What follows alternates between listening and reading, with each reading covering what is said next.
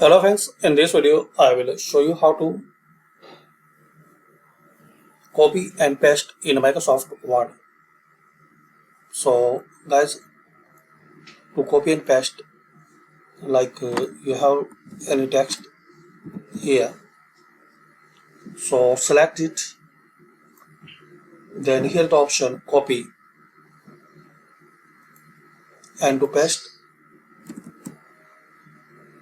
click here, and there are some options. You can paste with source formatting, with merge formatting, and as a picture and as a text only.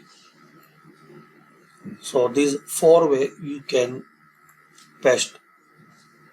So this is the first method. Also you can use shortcut. So to copy, select and press Ctrl C, and to paste Ctrl V. So to copy, press Ctrl C and Ctrl V, and similar option you can cut and paste.